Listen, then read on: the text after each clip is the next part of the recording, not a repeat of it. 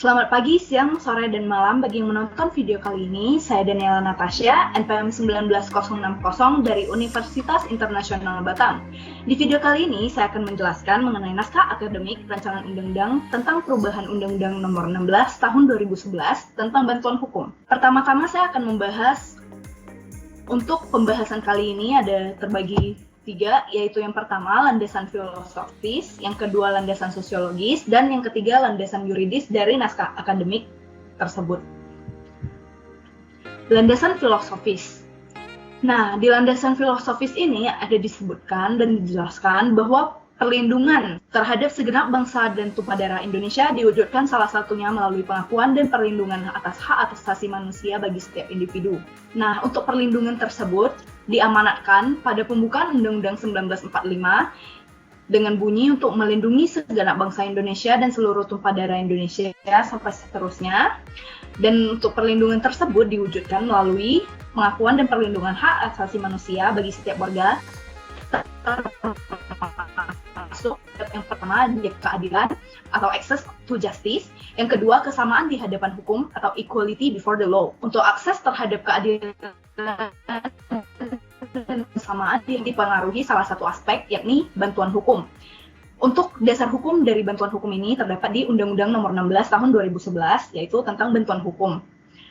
Nah, dengan ketiadaan bantuan hukum menjadi ancaman bagi akses pada keadilan, terutama persamaan dalam proses peradilan. Kesadaran akan tanggung jawab negara ini yang kemudian menyebabkan negara membentuk Undang-Undang Nomor 16 Tahun 2011 tentang bantuan hukum. Hanya saja pencapaian upaya melindungi akses terhadap keadilan melalui bantuan hukum kepada seluruh masyarakat yang miskin yang diatur dalam undang-undang belum sepenuhnya dapat terwujud. Nah, yang tadi dijelaskan ini merupakan landasan filosofis naskah akademik RUU Bantuan Hukum. Yang kedua, kita akan membahas mengenai landasan sosiologisnya. Nah, pada landasan sosiologis ini yang perlu kita ketahui, sudah 11 tahun sejak disahkan, yaitu Undang-Undang Bantuan Hukum ini, pada tahun 2011, fakta empiris menunjukkan terjadinya permasalahan dan perubahan kondisi masyarakat yang mempengaruhi penyelenggaraan bantuan hukum. Hak masyarakat atas akses keadilan menjadi tujuan pembentukan Undang-Undang Bantuan Hukum terhambat pelaksanaannya. Nah, yang di sini permasalahannya adalah di pelaksanaannya. Kita uraikan permasalahannya, yaitu dalam 4 poin. Yang pertama, kurangnya pusat bantuan hukum yang berpengalaman.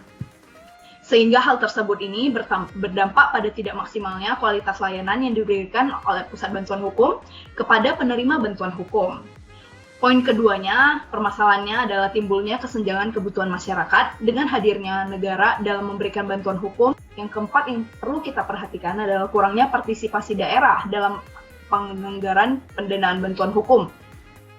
Sedangkan keikutsertaan daerah ini kemudian dikarenakan permasalahan-permasalahan tersebut yang diuraikan menuntut penyesuaian suatu aturan yang tujuannya memberikan panduan yang mampu memenuhi kebutuhan jangka panjang, akomodatif, serta kejelasan. Nah, akomodatif ini maksudnya akomodatif terhadap perkembangan masyarakat.